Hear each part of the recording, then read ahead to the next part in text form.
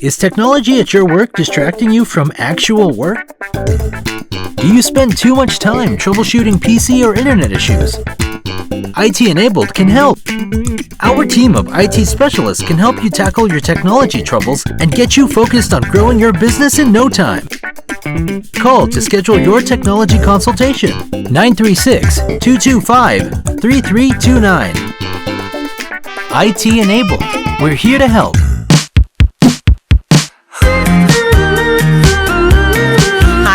Watson-Watkins, President and CEO of the Lufkin Angelina County Chamber of Commerce. Welcome to the Connect podcast, connecting business to community. I'm here with my co-host, Blake Pollino with BP Media Group. We sat down with Burt Hairgrove, who is the director of the Expo Center, which, believe it or not, is a nonprofit here in our community. We talk about how much of a jewel it is to have this in a community our size and all that goes into running that awesome organization out there. So stay tuned for this episode.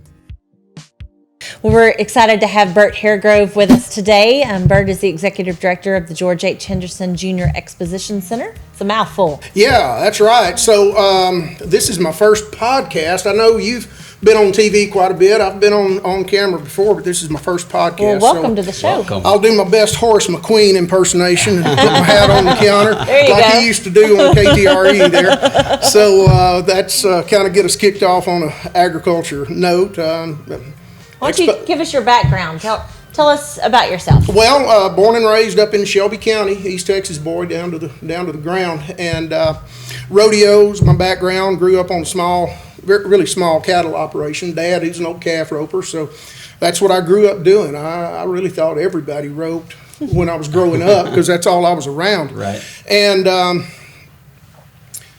high school, rodeo, college, and got into the Western entertainment when I was kind of late in college, learned how to do a few rope tricks just to show off, and had some family members that were in the entertainment business up around Dallas and got some encouragement and kind of fell into doing rope tricks for part of my living as a professional trick roper.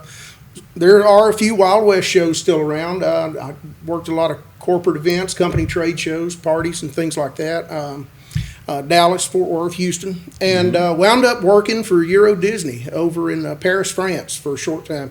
So lived and worked over in Paris, and I've trick roped at Madison Square Garden. Got invited to, back in '02, trick roped on the south lawn of the White House. Right. For the congressional picnic, and performed at the Kennedy Center, believe it or not. They had kind of a community day there to kind of showcase different parts of American culture, and cowboy kind of fit in with that, and I did my rope tricks and got to go to Washington for a couple of trips. So I think that's so great because so many people don't know that part of your life. It's let me travel quite a bit, and served as a spokesperson for Mrs. Baird's, the bread company, for a while. Yeah.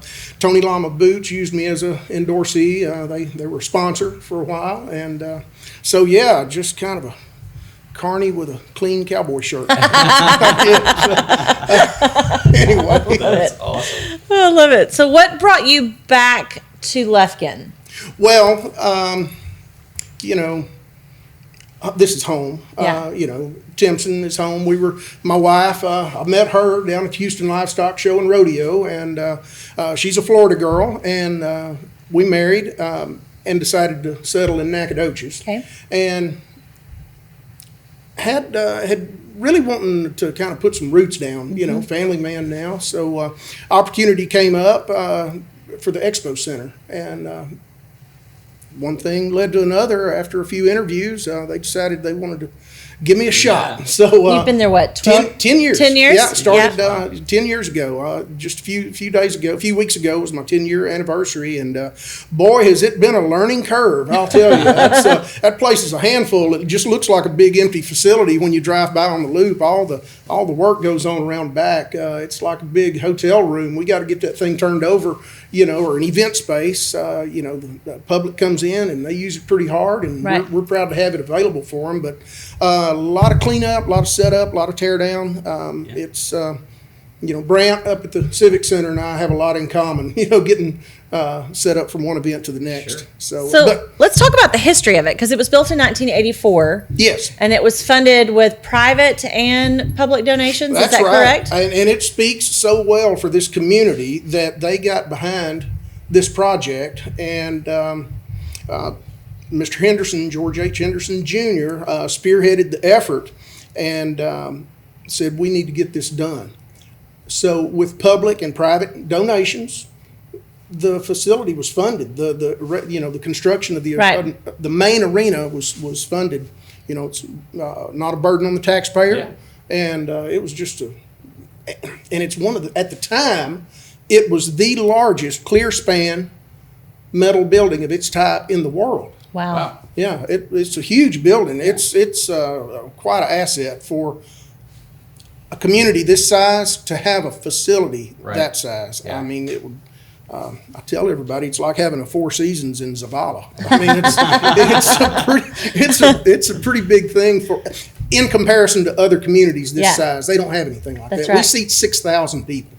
Yeah. It's a big building. And it was originally really built for the county fair, the Angelina Benefit Rodeo, and the Texas State Forest Festival. Those were the three. We call those our foundation events. The county fair, pro rodeo, forest festival, those are the events that were in mind whenever they built the thing. Right. That's the reason it stands. And so there's a real,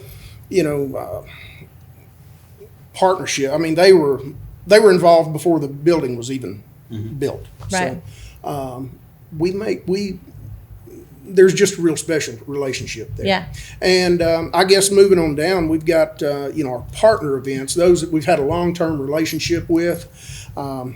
The Monster Truck Show, Bull Bash, the Havard Horse Sales. That they're no longer, but they were part of that building for years and years. That's right. And so they're the ones that we can count on seeing from year to year. And an evening in Old Bethlehem. Evening in Old Bethlehem. That is a Christmas tradition here. One of the best traditions. And it amazes me how many people come through that Expo Center. If you've never been to that, take your family and go to that. It's always the first Friday and Saturday of December, I believe.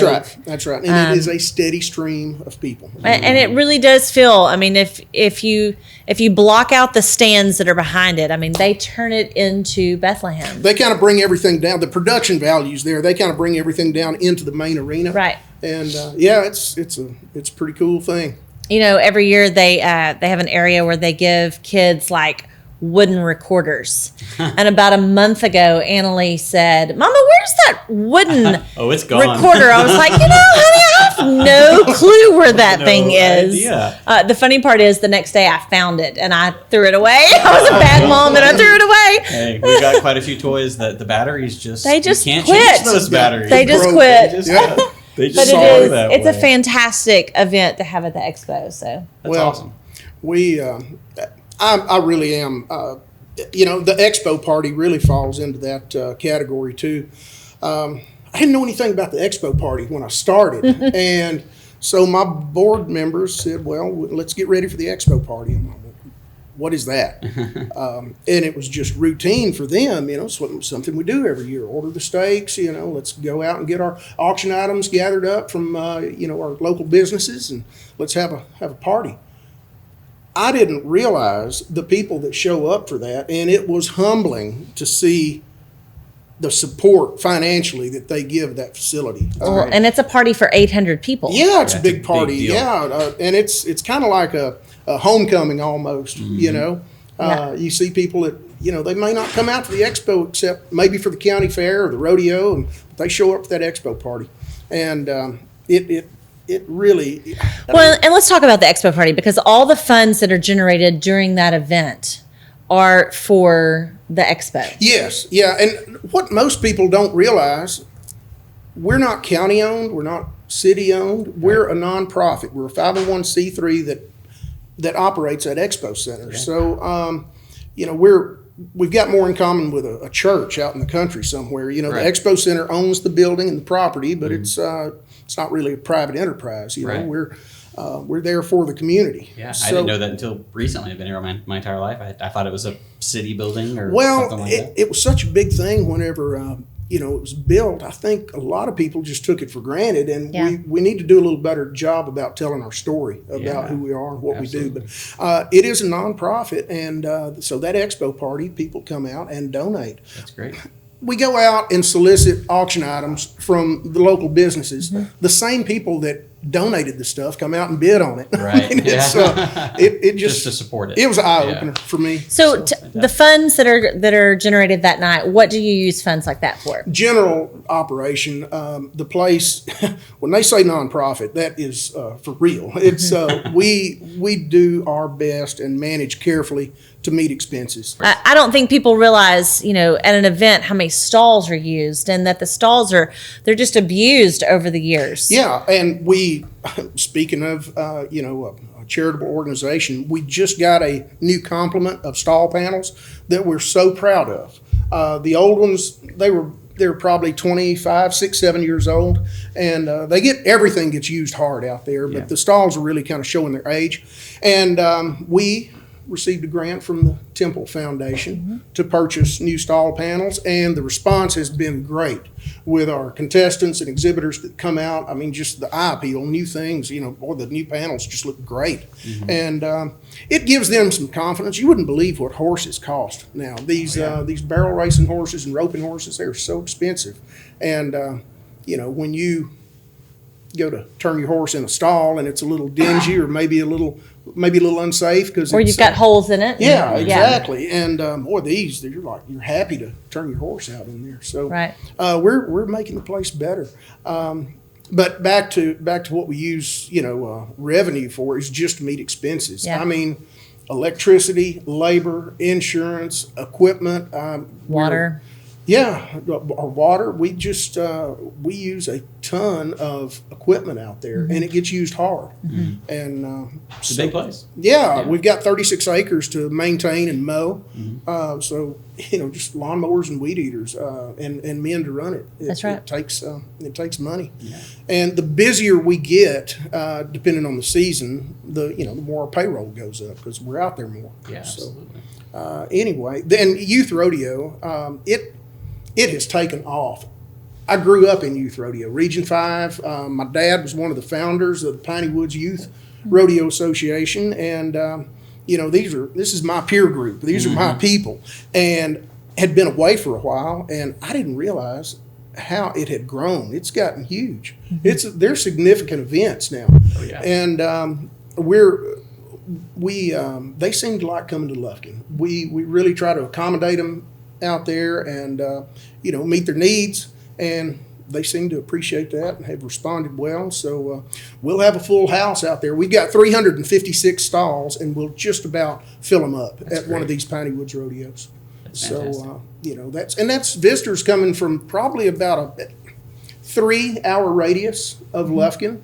They come in, spend the weekend. Of course, they're going to go out and eat one night and or run to the feed store or, whatever they need. Buy gas. Yeah, buy gas to get into and out of town. So we're glad to have the visitors to Lufkin, and which that kind of leads us to the hot funds, I guess. We're happy to enjoy some of the hotel motel revenue to help us meet expenses. The county gives us a pledge twice a year that we're happy to have and appreciate. So that's the expo out there. We just it's just the perfect job for me. It's been a great fit so far. Like I said, the learning curve was pretty sharp. I did not know what to expect, and it is not routine out there. I'll tell you, I've seen everything from. How often do you get to drive a monster truck and see an elephant? Right outside your office. I mean, there's an elephant 20 feet away from you there. That's amazing. So it's. I have to say that's one of our favorite things yearly to come to is the circus. Oh man, always fun. So we've had some challenges with the COVID situation, Sure. A lot of our events are kind of naturally socially distant, and the judge has been nice enough as long as we're operating in a responsible way. Of course, if two people are horseback, you're kind of naturally socially distant. Yeah. Hadn't seen any masks on horses yet, but everything's been going pretty smooth out there. That's great. Yeah. And you had an opportunity last year at the end of the year. There were so many organizations that weren't being able to meet where they were scheduled to meet. That's and right. so you were able to contact and reach those different rodeos and different organizations that were wanting to get kids back and get them outside and get them plugged in and offer That's right. them to come to Lufkin. And I think part of that is because we are a nonprofit. We're not regulated quite the same way as some other facilities are that are, Right. owned civically or by the county. So Now the key is keeping them here. yeah, You don't want them to that's go right. back. Try to make everybody happy. We want them to stay in Lufkin, and it's led to some new events. We had our outdoor concert. That's there. right. LCV put on, and the Eli Young. They brought in Eli Young. Yeah, It was Eli great. Young band. And Yeah. how fast did they sell tickets out? Yeah, It was like within immediate. hours they had a full house. I We had remember a that. full parking lot. It was just a great feel, kind of a tailgate party thing. Everybody's spread out, and band was great. And we potentially have another one booked. Great. So, Hey, great. It may be on the way. We're That's exciting. new events. We've got the Texas Youth Ranch Rodeo Association Finals in October, which is a pretty good sized event. We'll probably bring. We'll see. They're telling me about 4,000 people to Lufkin. So hopefully, Hey, that's awesome. we'll see. You'll see a lot of trucks and trailers going around the loop. So, Yeah. and they'll stay all weekend. So you'll probably see a lot of cowboy hats in the restaurants and Yeah. whatnot. That's good. Hey, that's So, great.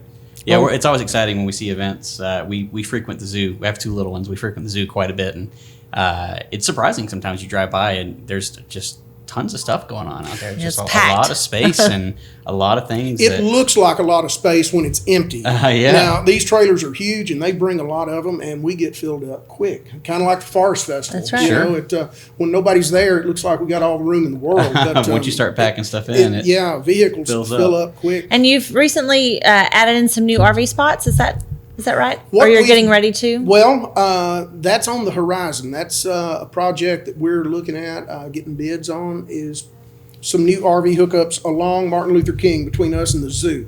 And that's something else that's changed with rodeo. These living quarters trailers are just immense. They're so nice. Yeah. You got living quarters in the front, with your horse compartment in the back, and that's pretty much standard issue anymore. Everybody has them, and they all need an RV hookup. So basically, it's an RV you haul your horse in. Yeah, it's a really nice RV that a horse can They walk in the back of. they plug in and stay the whole weekend and put their slide outs out and bring out the barbecue pits, and it's just a big old cowboy party. And you mentioned the zoo.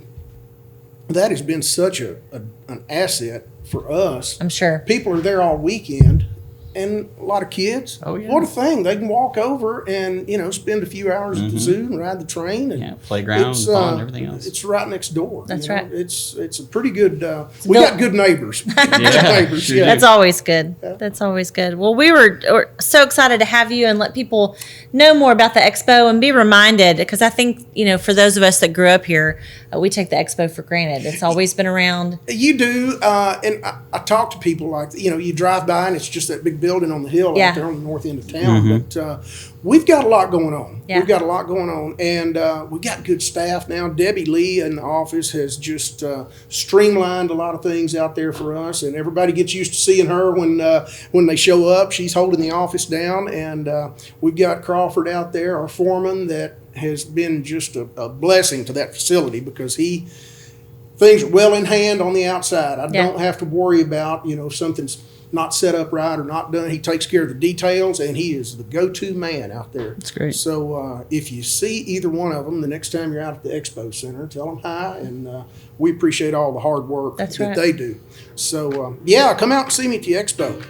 That's good. Well, awesome. Well, thank you so much for your time. This has been super educational, and we hope you've enjoyed listening to this and learning a little bit more about these awesome organizations that we have here in our community, and we're super fortunate to have them. And thank you so much for listening this week. We appreciate you joining on the podcast every single week.